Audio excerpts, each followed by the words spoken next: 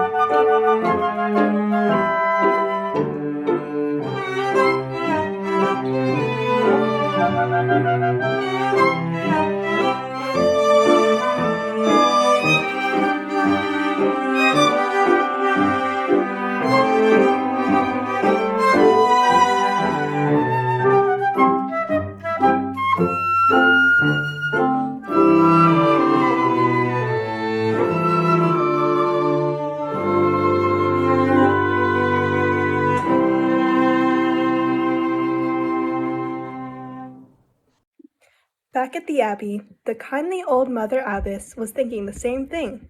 She loved Maria, but she could tell that Maria was restless, perhaps too restless. Maybe Maria was better suited for a life outside the abbey walls. The Mother Abbess opened a letter for Maria from George von Trapp, a brave sea captain.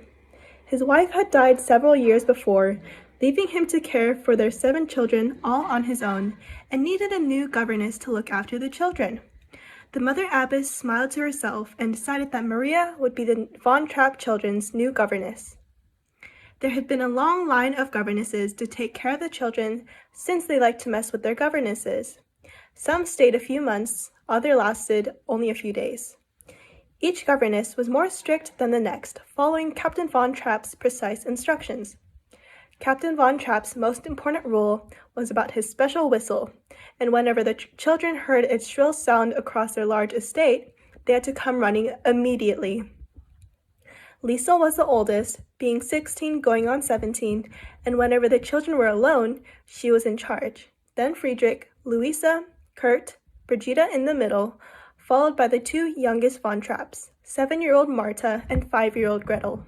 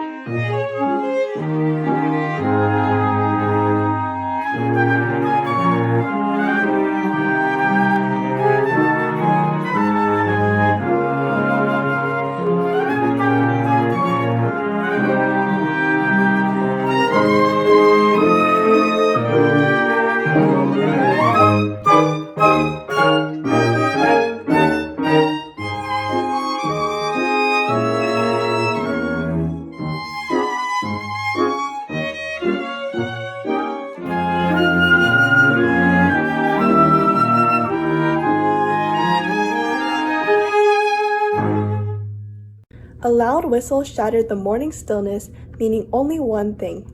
Father was home. The children raced to their places in the front foyer. "This is your new Fräulein, Fräulein Maria," he said. He commanded each child to step forward and announce their name. Then the captain abruptly left the room, and Maria was alone with the children and asked them to say their names and ages again. Liesel stepped forward. "I'm 16 years old, and I don't need a governess," she said defiantly. "I'm glad you told me. We'll just be friends." Friedrich was next and announced proudly, "I'm 14. I'm a boy." "Boy?" Maria replied warmly. "Why, you're almost a man." Friedrich couldn't help but smile. He liked her. Louisa knew she had to put an end to this. She announced, "I'm Brigitta." Maria came over to her and said quietly, "You didn't tell me how old you are, Louisa." Louisa didn't have a reply, so Brigitta spoke up. "I'm Brigitta. She's Louisa, and she's 13 years old, and you're smart." Then Brigitta pointed to a guitar case that was resting at Maria's feet. "What did you bring this for?" she asked. "For when we all sing together," Maria replied. "We don't sing," Marta explained. "Of course you sing. What songs do you know?" she asked. "We don't know any songs," said Kurt. "Now I know where to start. I'm going to teach you how to sing."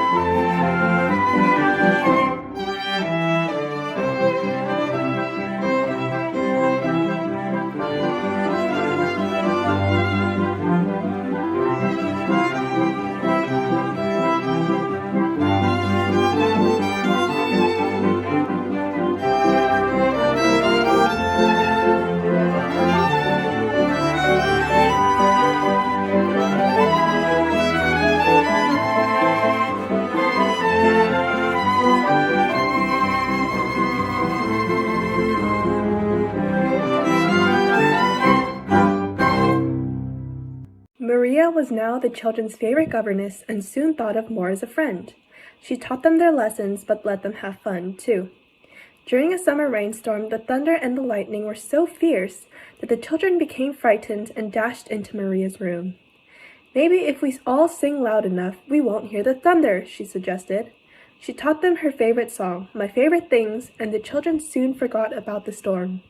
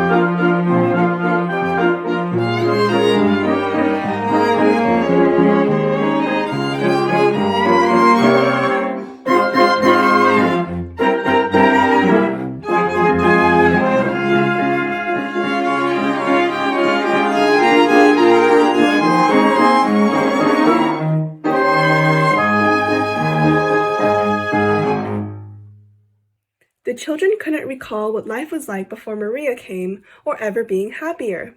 The captain only marveled at the change in his children. At first, he was angry with Maria, but one day he heard something in his house he had not heard since his wife had died: the sound of music. "You have brought music back into my home," he said gratefully. Captain Von Trapp had been sad for so long, but now he knew who brought happiness to him: Maria. One day, George Von Trapp asked Maria to marry him, and she said yes. Now they would all be a family.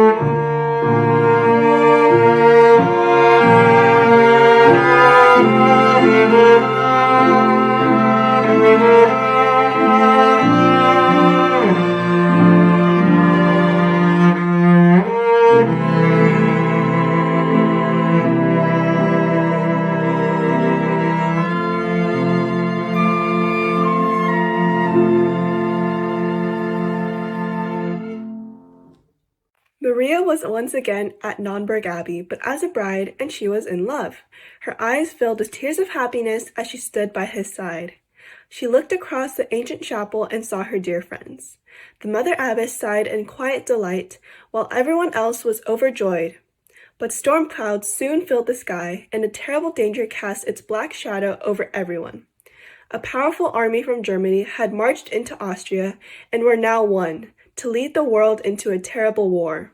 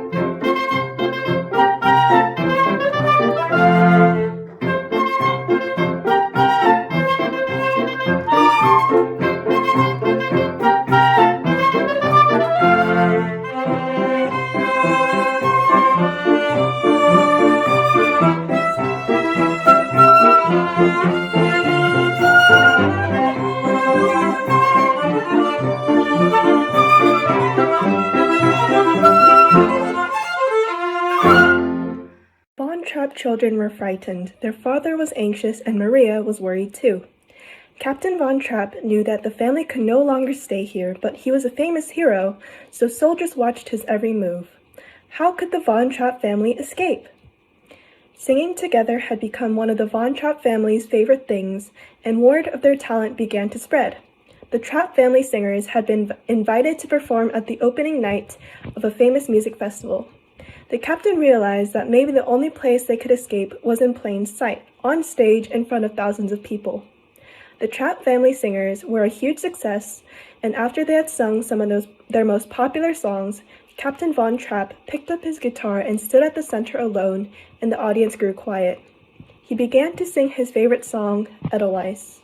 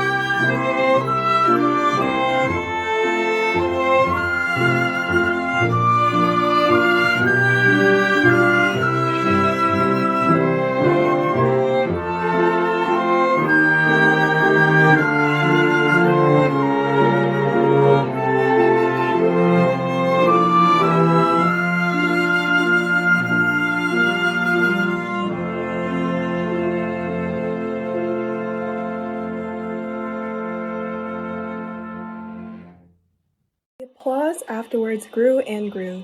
When it stopped, the captain gave his family a special look that only they understood, which meant it was time to carry out the plan Maria, the children, and the captain had made. The family lined up and sang a good-night song they would sing before bed. It was called So Long, Farewell. As each verse ended, another child disappeared into the darkness. Slowly, they all sang their final goodbye and then vanished off stage.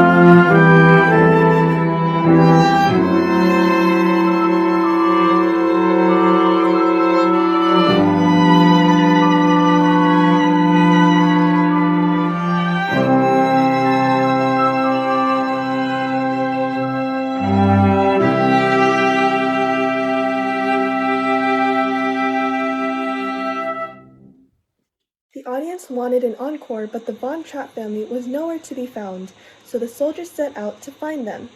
They had fled directly to the abbey from the concert hall, since the nuns were like family to Maria and would protect them, but she had also hoped that the holiness of the abbey might deter the soldiers, but it didn't. It was late and dark, so the soldiers failed to notice the family and abruptly left. The family's problems were not over, however, as there was a guard on the road in front of the gate. The roads were blocked and the border was closed. The captain looked around until he saw the mountains around Salzburg, which Maria had realized had given her a place to sing and to be herself, but now she knew that they would give them a path to freedom. After all, the Von Trapps were a family, and a family together can overcome any challenge, or any Alp. And so, the Von Trapp family set off on their difficult journey, but as Mother Abbess had said, one must climb every mountain, ford every stream, follow every rainbow till you find your dream.